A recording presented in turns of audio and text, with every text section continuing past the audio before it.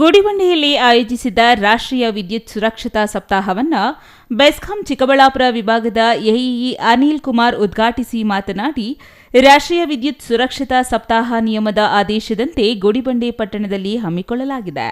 ವಿದ್ಯುತ್ ಸುರಕ್ಷತೆ ಬಗ್ಗೆ ಜನಜಾಗೃತಿ ಮೂಡಿಸಲು ಗುಡಿಬಂಡೆ ಬೆಸ್ಕಾಂ ಕಚೇರಿಯಿಂದ ಅಂಬೇಡ್ಕರ್ ಪುತ್ಥಳಿವರೆಗೂ ಮುಖ್ಯ ರಸ್ತೆಯಲ್ಲಿ ಜನಜಾಗೃತಿ ಜಾಥಾ ನಡೆಸಲಾಗಿದೆ. ಜನರು ವಿದ್ಯುತ್ ಸುರಕ್ಷತೆ ಕ್ರಮಗಳನ್ನು ಅನುಸರಿಸಬೇಕೆಂದು ತಿಳಿಸಿದರು.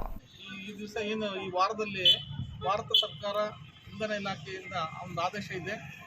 ಈ ಆದೇಶದಂತೆ ಈ ಒಂದು ವಿದ್ಯುತ್ ಸುರಕ್ಷತಾ ಸಪ್ತಾಹವನ್ನು ನಾವು ಚಿಕ್ಕಬಳ್ಳಾಪುರ ವಿಭಾಗದ ಗುಡಿಬಂಡೆ ಉಪವಿಭಾಗದಲ್ಲಿ ಈ ದಿವಸ 30/6/2025 ಒಂದು ಸಾರ್ವಜನಿಕರಲ್ಲಿ ಜಾಗೃತಿ ಮೂಡಿಸಬೇಕು ಅನ್ನೋ ಒಂದು ನಿಟ್ಟಿನಲ್ಲಿ ಈ ಒಂದು ಆಂದೋಲನವನ್ನು ಹಮ್ಮಿಕೊಂಡಿದ್ದೀವಿ.